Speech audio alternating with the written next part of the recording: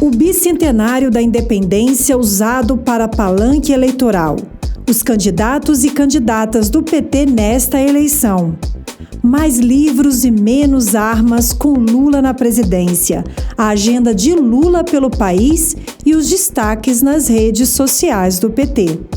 Eu sou Thaís Ladeira e esse é o 13 Minutos, podcast semanal de notícias do Partido dos Trabalhadores e das Trabalhadoras.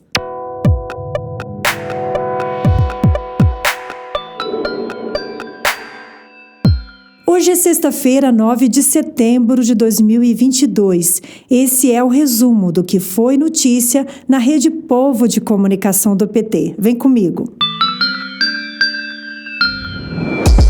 Faltam 23 dias para você digitar 13 na urna e resgatar um país onde todas e todos vivam com respeito e igualdade de direitos. E a gente precisa, sim ou sim, reforçar o time do Lula no Senado Federal e na Câmara dos Deputados, nos governos e assembleias nos estados. Por isso, o Jornal PT Brasil, que vai ao ar de segunda a sexta, sempre às 9 da manhã, tem conversado com os nossos candidatos e candidatas. Essa semana, o jornal recebeu o candidato ao governo do Tocantins, Paulo Mourão. Vamos acompanhar um trechinho. Nós somos uma força que queremos mudança. Nós precisamos criar um modelo de desenvolvimento onde o Estado seja o indutor desse desenvolvimento, mas com princípio e compromisso social, atendendo os mais pobres, protegendo, preservando o meio ambiente. Nós precisamos implementar um projeto novo hoje. Esse projeto se chama Luiz Inácio Lula da Silva. A entrevista completa você encontra no canal da TV PT no YouTube. E lá também você pode assistir a entrevista com a Carla Aires. Ela é vereadora em Florianópolis e candidata a deputada federal pelo PT de Santa Catarina. E na formação deste time nacional, a gente sai do Sul e vai para o Norte, para ouvir o Beto Faro, candidato ao Senado pelo PT do Pará. Ele também esteve no Jornal PT Brasil. Sou um parceiro do Lula, a minha história toda, eu nunca participei de uma outra agremiação partidária, nasci do movimento social, do movimento sindical de trabalhadores rurais. E hoje, se Deus quiser, com o apoio do povo do Pará, tenho o apoio do governador do estado, Helder Barbalho, aqui, e de uma aliança ampla e forte, para ser o senador, ser o parceiro do Lula, fazer essa ponte entre o governo do Lula e o nosso governo do estado. E nesta sexta, o jornal recebeu a querida Bené, a Benedita da Silva, candidata à reeleição como deputada federal pelo Rio de Janeiro. Ela fala sobre religião e política. Vamos conferir. É um momento determinante para a história do Brasil. E os evangélicos têm crescido no país. Esse crescimento, ele tem sido um crescimento até muito mais no governo do Lula e da Dilma, onde cresceu-se as igrejas evangélicas. No entanto, nós temos lideranças, não são todos e não são todas as igrejas, e nem todos os líderes fazem isso, mas que resolveram fazer política sem estar filiado a partidos, mas botaram seus representantes em todos os partidos e nosso púlpito, que é o lugar para nós sagrado, está virando um palanque, além dos fake news que estamos enfrentando. Isso não é bom para ninguém. A gente conta mais sobre essa agenda do Lula com os evangélicos que aconteceu em São Gonçalo, estado do Rio, daqui a pouco. Segura aí. Se você quer conhecer o time completo de Lula, acesse a nossa casa, Casa 13. Anota o endereço casa13.pt.org.br. Lembrando que todas essas entrevistas também estão no canal do Spotify da Rádio PT. Que o Lula tem andado pelo Brasil falando do seu programa de governo, a gente já sabe. Mas tem algumas decisões que ele vai realizar que dá um quente no coração. Uma dessas decisões é editar um novo decreto, o decreto da posse de livros no lugar da posse de armas. Quem traz mais informações é ele, Fernando Brasil, editor do portal do PT. No final de semana, Lula propôs a edição de um novo decreto, um decreto dos livros, para substituir o decreto das armas de Bolsonaro, que já vem causando aí graves prejuízos para o país, com essa escalada da violência que a gente vê hoje e que não tinha sido vista anteriormente. É bom lembrar aqui que foi no governo Lula que o Estatuto do Desarmamento virou lei federal, lá no início do primeiro mandato dele, em 2003, estabeleceu, ao contrário do governo Bolsonaro, uma política de controle de armas e munições no país. Foram definidas regras mais rígidas para compra e porte de armas e penas mais duras para o porte ilegal e a posse de armas não registradas.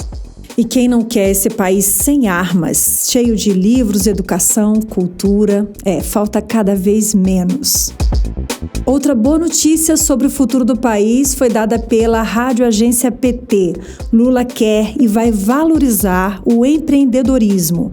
As informações com a repórter Thaísa Vitória. A geração de empregos é pauta prioritária e será tratada como obsessão. A afirmação é do candidato à presidência da República, Luiz Inácio Lula da Silva. No Brasil, os micro e pequenos negócios são responsáveis por quase 80% das vagas abertas anualmente no país, segundo o Sebrae. Por isso, para gerar empregos, é necessário apoiar os empreendedores ou os que desejam empreender. O boletim completo você ouve no site da Rádio PT em radio.pt.org.br. Hora de esperançar e de respirar fundo para ter fôlego e acompanhar o Lula em suas andanças. No último domingo, dia 4, Lula se encontrou com as trabalhadoras domésticas. Vale lembrar que foi durante os governos do PT que essas trabalhadoras tiveram seus direitos garantidos com a criação e aprovação da PEC das domésticas. Vamos acompanhar um pouquinho desse encontro. 92% de todo empregado doméstico no Brasil é feito por mulher.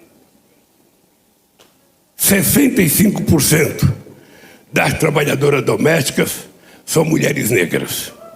65%. Nós temos 5,2 milhões de trabalhadoras domésticas no Brasil. Destas, 4 milhões não têm carteira profissional assinada. Apenas 1.800.000 têm carteira profissional assinada. Os números de domésticas com carteira assinada caiu 5% entre 2019 e 2021. E o rendimento das domésticas é menos da metade do rendimento médio do trabalhador brasileiro. A gente acredita que essa realidade pode mudar. Bom, mas agora vamos falar um pouco sobre o feriado do 7 de setembro. Infelizmente, tivemos que assistir às comemorações no bicentenário da independência com muito espanto e até mesmo indignação. O atual presidente usou este momento histórico para fazer palanque eleitoral, o que é lamentável. O PT e os demais partidos que têm candidatos à presidência da República enviaram ações ao TSE, o Tribunal Superior Eleitoral, denunciando Bolsonaro por abuso de poder político e econômico, por considerarem que foi usado dinheiro público para fins eleitorais. Sobre o 7 de setembro, Lula relembrou como era sua postura como presidente do Brasil. Quando presidente da República, eu tive a oportunidade de participar de 2 7 de setembro, um em 2006 e outro em 2010, em época eleitoral. E em nenhum momento a gente utilizou um dia da pátria, um dia do povo brasileiro, o dia maior do nosso país por conta da independência, como instrumento de política eleitoral. E o presidente, ao invés de discutir os problemas do Brasil, tentar falar para o povo brasileiro como é que ele vai resolver o problema da educação, da saúde, do desemprego, do arroxo do salário mínimo, ele tenta falar de campanha política e tenta me atacar. Lula esteve no Rio de Janeiro, evento lotado de novo. Foi em Nova Iguaçu, Baixada Fluminense, na noite desta quinta-feira. Vamos conferir. Eu duvido alguém mostrar se houve um governo que investiu mais no estado do Rio de Janeiro do que os governos do PT entre 2003 e 2015. Eu duvido que alguém fez mais casa do que nós fizemos, que alguém fez mais saneamento básico do que nós fizemos. Eu duvido que alguém tenha investido em asfalto mais do que nós fizemos. E ainda mais, recuperamos a indústria naval brasileira. Descobrimos o pré-sal, que é a maior descoberta de petróleo do século XXI. E eles deram o golpe em você e me prenderam porque eles querem entregar a Petrobras às grandes multinacionais. E na manhã desta sexta-feira, dia 9, Lula esteve com 2.000 pessoas em um evento fechado em São Gonçalo, estado do Rio, no encontro com evangélicos. Nunca houve na história do Brasil um presidente que tratasse a religião e as igrejas com a democracia que eu cuidei desse país. Duvido que alguém tenha cuidado e garantido a liberdade de criar igreja, a liberdade de praticar, sabe, a sua fé. O Estado tem que garantir o funcionamento e a liberdade de quantas igrejas as pessoas quiserem criar. É assim que nós fizemos a lei para regulamentar a Constituição em 2003. Mas o nosso país tem jeito e vai mudar. Falta menos, Brasil. Nas ruas e nas redes, Lula, a militância e seus apoiadores têm feito bonito nas redes sociais. E quem não me deixa mentir é ela, Duda Merini, gestora de redes sociais do PT. Oi, Duda. Oi, Thaís. Essa semana aconteceu o Dia da Independência e enquanto uns ameaçavam a democracia, relembramos de quando a presidenta Dilma desfilou ao som de Show das Poderosas da Anitta. Lenda, né? E já que o clima foi de comparação, naquela época eu consegui ir pro trabalho de carro, fazia um churrasquinho no final de semana e de quebra viajava de avião de vez em quando. E você? Saudades do PT, né, bebê?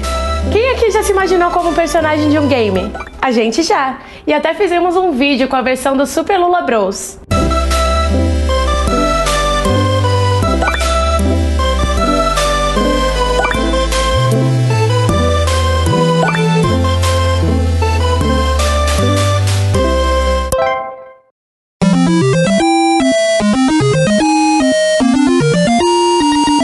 E o que não faltou foram metáforas nas interações. O Fabrício comentou: vamos zerar esse jogo no primeiro turno, se Deus quiser. Aqui é Lula presidente.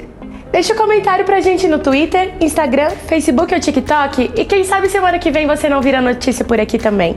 Bom final de semana, companheirada!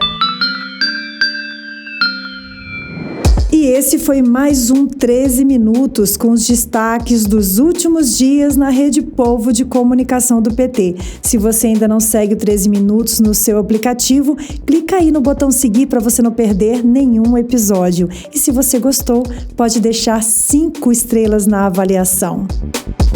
Gente, faltam 23 dias para a eleição. Eu não sei vocês, mas eu estou em contagem regressiva. Mas eu não estou parada não, porque todo dia é dia de conquistar mais um voto. Vamos lá? Bora pra rua. E a gente está aqui para dar aquela força. Acesse casa13.pt.org.br e baixe os nossos materiais de campanha. Ótimo final de semana e até o nosso próximo encontro com mais 13 Minutos.